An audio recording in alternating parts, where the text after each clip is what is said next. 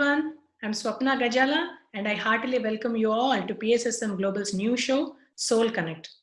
PSSM Global is an initiative to strengthen the roots of Pyramid Spiritual Society's movement worldwide. PSSM's sole mission is to spread Anapanasati meditation, plant based food, spiritual science, and beneficial uses of pyramid energy to one and all. One of the 18 guiding principles of PSSM emphasizes on listening and sharing meditation experiences to enhance one's spiritual progress. Through this show, we want to connect you all to various spiritual masters across the globe who will share their words of wisdom, their journeys, and experiences. I am very happy and excited to welcome our guest, Jana Siedenhans. Her roots in Germany, Jana experienced her spiritual awakening after a longer transitional period in her second haven, Australia. Her passion is to create connection in a multitude of ways, and she's a dynamic consciousness coach. Her guidance comes from a combination of professional skills, life experiences, and genuine interest in people. She is grateful for being a founding member of the J. Shetty Certification School. She believes that it is possible for all of us to find a well-connected pathway of living. For her, life is soul food workshop. Hearty welcome, Jana, to the show. Thank you so much, Swapna. I'm so happy to be with you. Hi. Hi, and we are very excited and very eager to hear your journey. Thank you, Swapna. Actually, I am really, really excited about this invitation. Sure. So, my first question is, can you tell us like how your spiritual journey started and how you connected to your soul?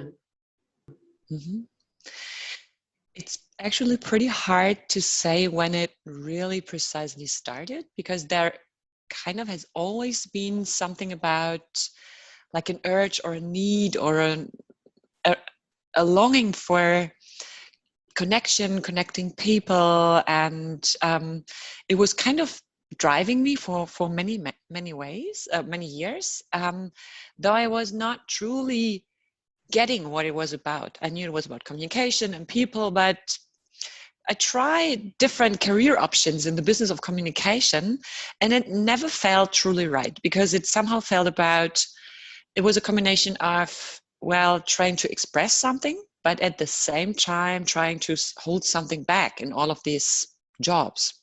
And so it just didn't feel convincing, and it took me really some years to develop my way forward, coming from experiences around away from what is not the right thing. So it was a lot of try and fail and error in a way. And with time, I understood that it's more about a longing for finding and creating authentic connection, that it was about connecting genuinely, something with ourselves and between each other. And it wasn't a clear level for a long time. And during these years, which actually have been in total maybe 15 years, I went on a journey through New Zealand and Australia in 2016, which was, I would say, my first experience of different types of connections. I was traveling alone mainly, and got into contact with myself, because you start to listen to this inner voice of yourself. If there's no one of your normal friends, family surrounding you, you start to listen to your inner voice, you start to make different decisions, and you wonder, where's that coming from? And so there was this start of connecting to myself, and I also discovered my love for hiking and experienced the primal energies of New Zealand and Australia in nature and wildlife. So it was like kind of a door opening there. And I had really experiences of deep contentment and kind of confident in life that I didn't feel before during that time. And when I was back in Germany, I would say I kind of disconnected a bit again, because it left me in my everyday life that I went back to. But it was like as if a door had unlocked that I was not yet ready to step through somehow. So after that, it took me 2 more years of trying to find and understand my longing for a connection before I really decided to quit my career path in that company that I had been with after 18 years in total, not yet knowing how to go on. And so I went back to Australia, where I had intense connection to people, to the nature, to wildlife, to rearrange my lifestyles in a way. And during that time, I had some very important encounters making me aware of me wanting to go back to Australia, live there for a longer period of time. So I once again went back, that was 2018, to Germany, arranged everything, organized everything to go to Australia. And in a way, I did a lot of things to prepare my new life after my career path, the end of my identity in my old company and everything, on an obvious level in the external world. But I failed in that time. I failed to prepare myself for in my internal world, like not thinking about my identity, thinking about passports, where to move furniture or whatever, but not really getting closer to that question of, hold on, who am I? Because I just had left my identity of work life.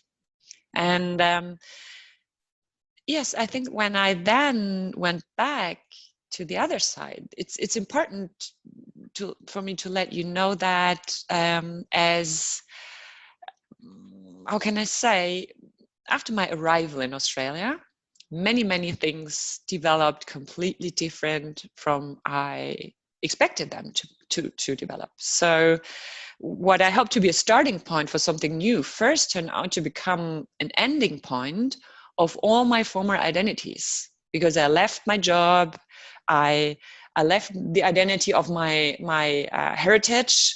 I went to another world. I had organized a lot of things for building up an external new world, but those fell apart, and then there was nothing left in a way. There was no old identity, there was no new one.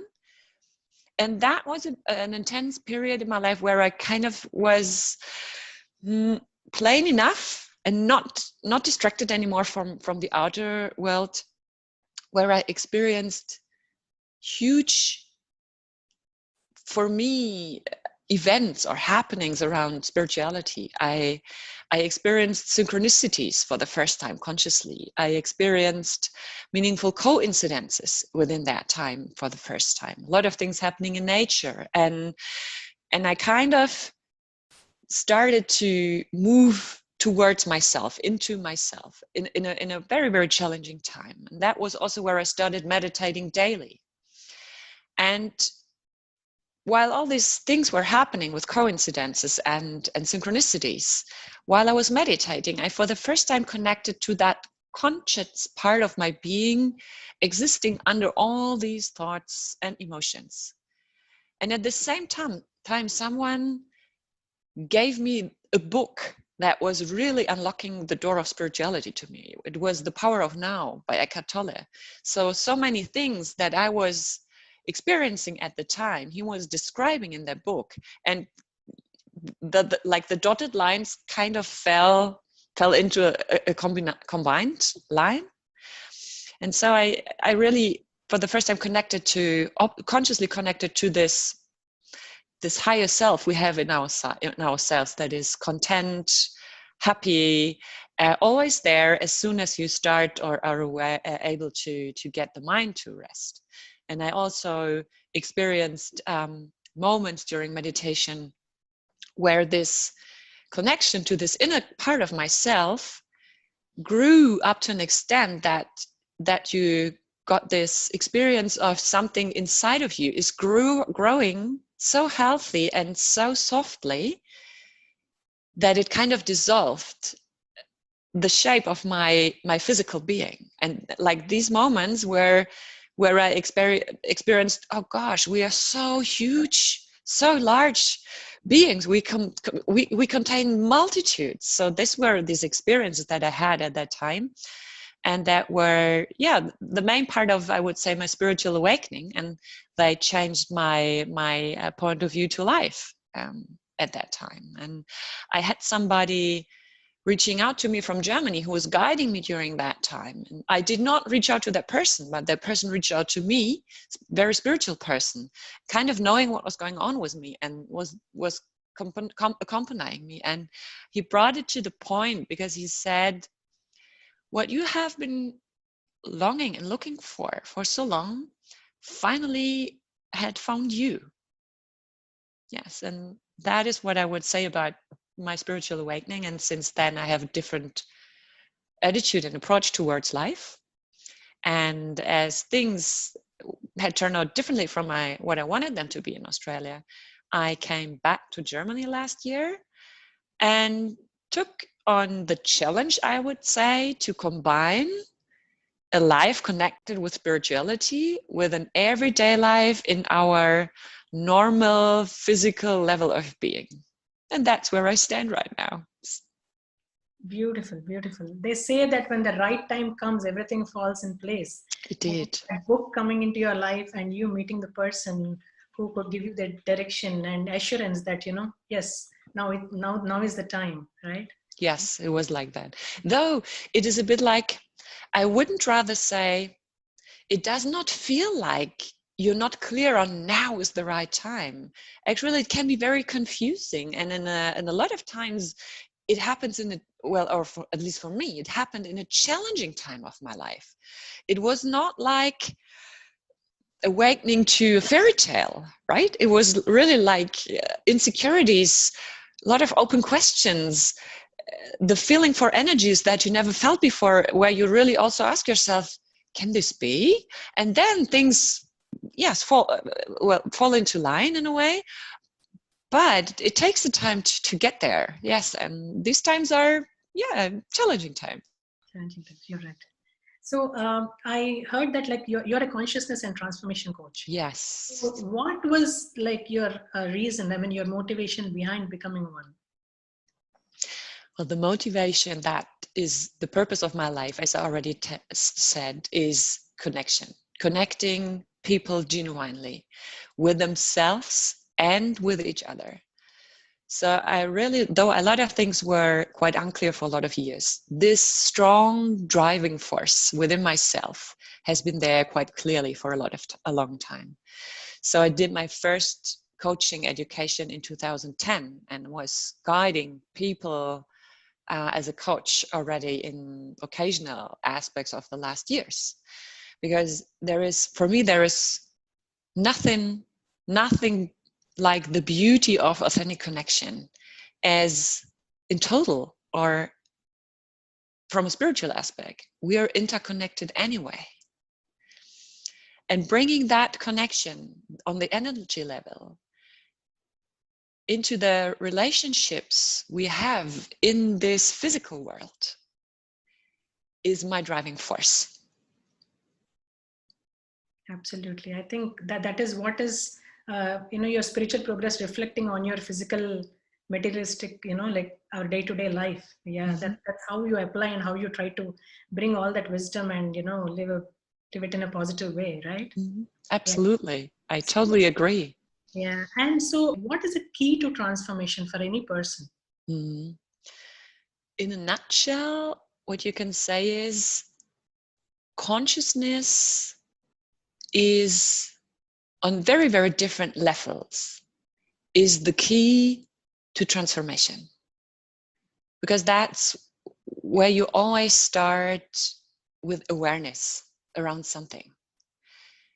Do you know this feeling of wanting to reach something, wanting to do something, but something is blocking you, and you kind of you want to go there, but there is something keeping you back? Do you know that situation? Yes. And I think that's many people knowing that situation, and it first needs the consciousness of what is blocking me. Is it something external? Is it another person? Or is it within me? So consciousness can be within ourselves, but also between people. And from there, it's about getting the awareness of what is my part in that blocking, even if it is with another person. Turn inwards and find what is the trigger in your own blocking. And from there, if you unlock that consciousness, and that's why I am a consciousness and transformation coach, the power of consciousness coming from the connection to yourself or with others is the driving force of transformation. Beautifully said. Thank you so much. Yeah. I mean, first of all, it is the person who wants to transform, as you said, they also need to set an intent. Mm-hmm. So it's not just realizing that you need to change something in yourself or to make that change. Mm-hmm. It's about trying to, have that intention and that motivation to consistently try, Exactly. and try to reach that certain point, like what you want to do. Exactly. Many times I come across this situation wherein yes, I set an intent and we are trying to do something, and then suddenly there will be a pause. Mm. So, and you're constantly trying to think why this is happening and how do I come out of it, and you're kind of you get a feeling like you're stuck. What is your suggestion, like when you come across a phase wherein you feel you're stuck, even though you're very clear about what you want to do? Mm-hmm. It's not only about knowing where you want to go, like knowing your intention. It's also, and that is once again that point of consciousness, knowing where you are. Because, if I want to visit you, I need to go, whether I need to leave Germany to get to you, or whether I need to leave India, or whether I need to leave America. Only the intention to where I want to go is not enough to understand how I can get there.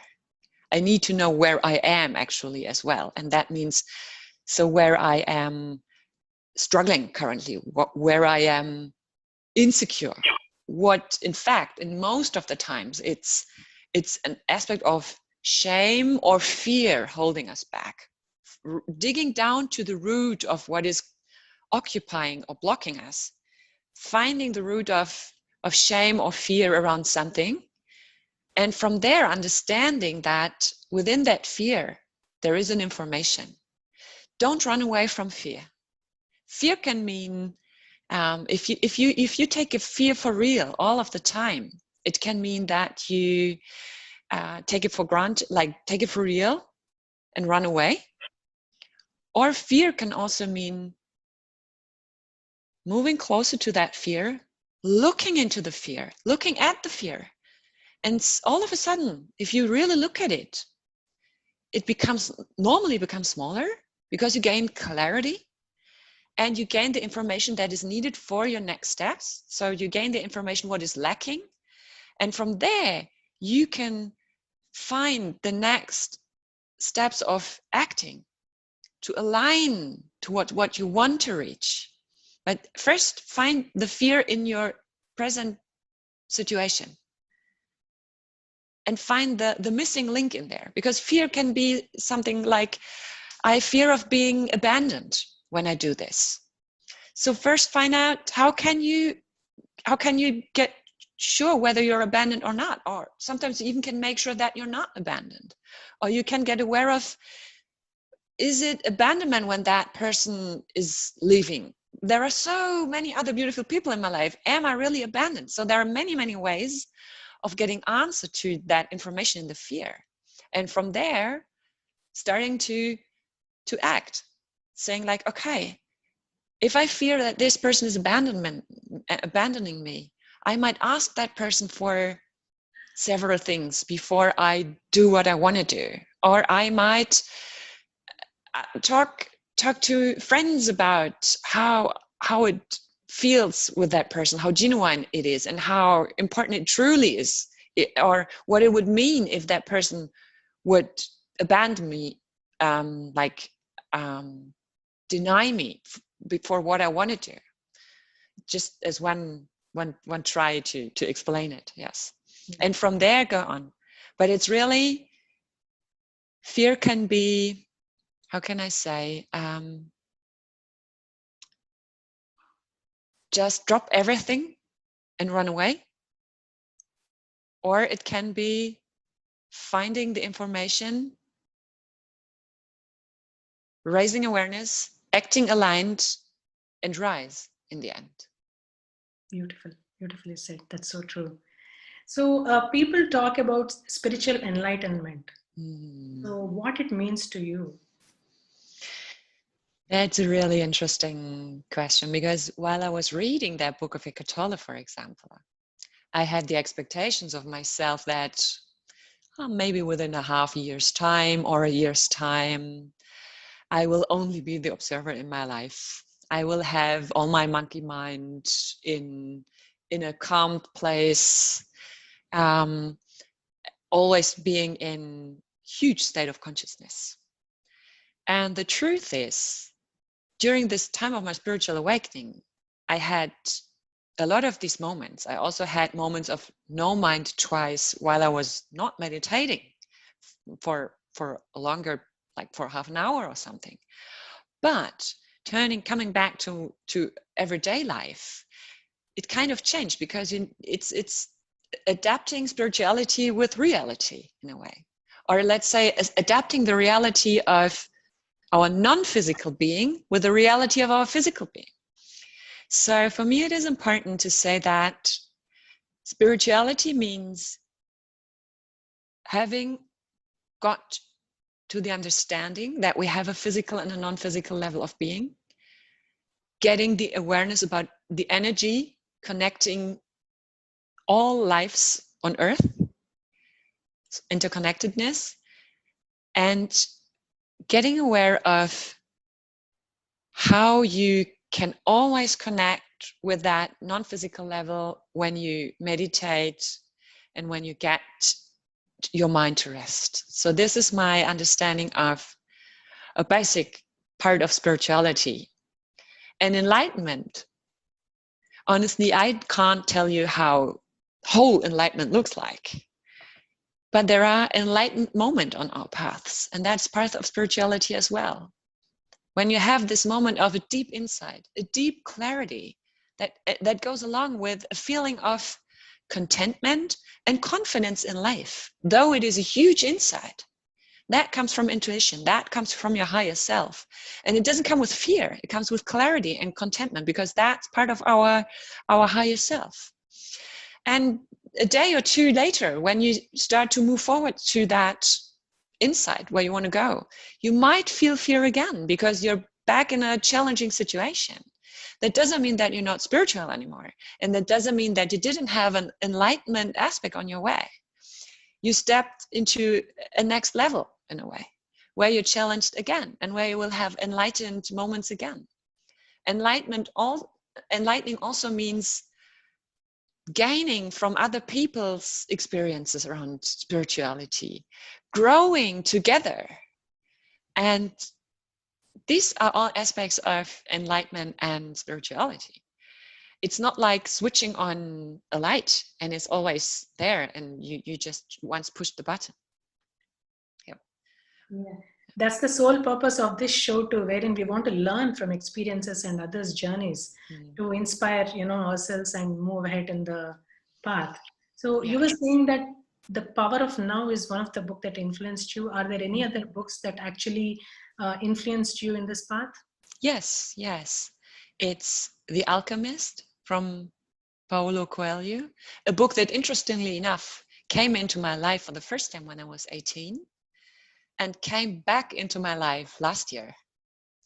And reading it after my experiences around spiritual enlightenment, it was a completely different book, actually, because there's so many different things to find in there. I also read a lot, which is not necessarily bound to books, but I get a lot of inspiration by people sharing their enlightenment or their experiences on Instagram or on Facebook. I was highly influenced by Jay Shetty, that I got to know, like his work. I got to know his work, I think 2 years ago. And the way he can address wisdom to people in this heartfelt way is part of my spirituality as well, because we have a lot of wonderful masters in this world that are enlightened and on a very spiritual way. connecting with all the people around means being aware or being able to show the art of simplicity, making it understandable in a way for people that have not been at the place where you might have been already. And this is where I also gain a lot of inspiration from, as bringing things to other people and things resonating with myself in a simple way. It's the biggest art to spread spirituality. So I believe you teach meditations too for Beam Group on Mondays, and are there any other programs that you're planning to?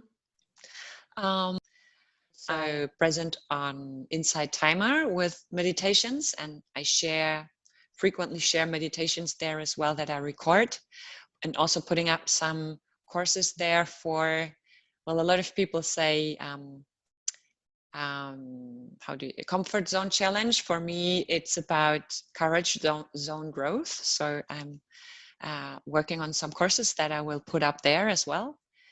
Yes, and of course, I'm always online on Instagram and Facebook myself, sharing insights, addressing to people, and also sharing the wisdom of my coaching clients, but not naming my coaching clients. But whenever I work with clients, there's so much wisdom that I gain from them, because we're all masters in this world. Beautiful, awesome work, Jana. Thank you. And I also wanted to know, like, what is your advice or suggestion to seekers, like who are just beginning in this path? Like, what do you think is the right kind of mindset one needs to have? The right kind of mindset is being patient, not expecting to experience huge differences overnight,